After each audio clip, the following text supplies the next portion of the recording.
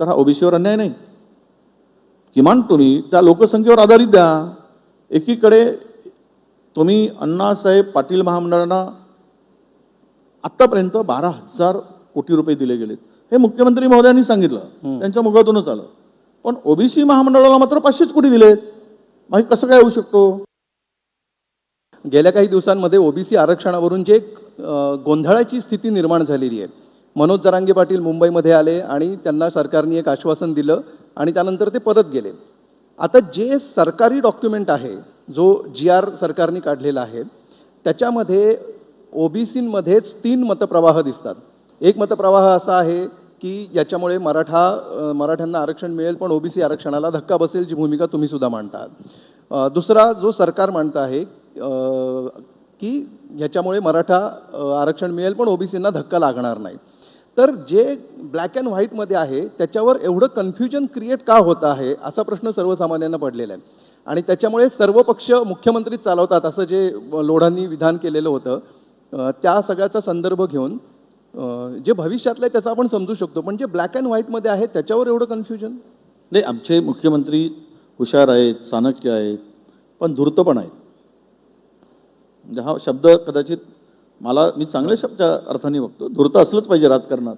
राजकारणात धूर्तराष्ट्र नसते तर झालं नसतं. त्यामुळे त्यावेळेस मी जात नाही महाराष्ट्र. संसदीय शब्द आहे, पण संसदीय शब्द आहे आणि मी वापरणार पण नाही. कारण आमचे नागपूरकर आहेत, आम्हाला अभिमान आहे की एक विदर्भीय माणूस मुख्यमंत्री पदावर एवढे काळ असतो तर ते कोणी शेवट प्रांतिक ज्याला स्वाभिमान असतो तो असतोच त्या विभागाचा किंवा व्यवस्थेमध्ये. मुळात विषय असा आहे की ही झुंज कोणी लावली?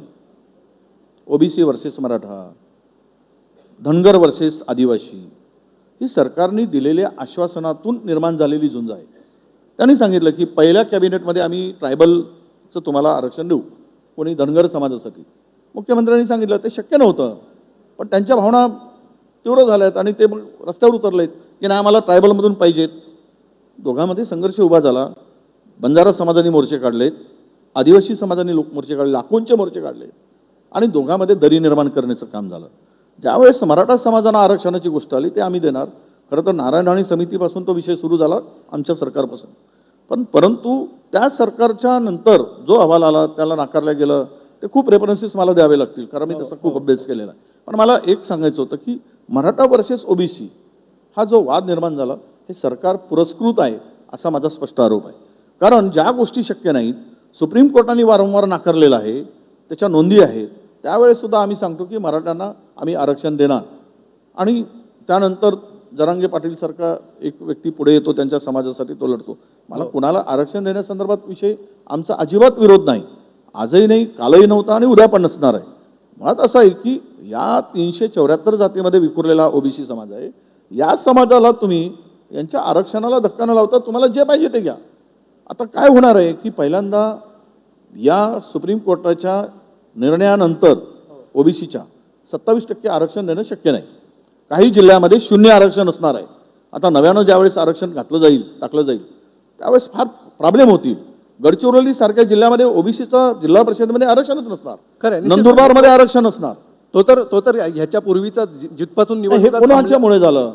मग आम्ही तुम्ही आताच्या CJ त्यावेळेस त्यांचा निर्णय होता ते चुकीचा अर्थ काढून ज्या निवडणुका लावल्या गेल्यात आणि सरकारने 27% ओबीसीला आरक्षण आम्ही दिलं स्थानिक स्वराज्य संस्थांमध्ये, बरं पाठ का तुटून घेतली?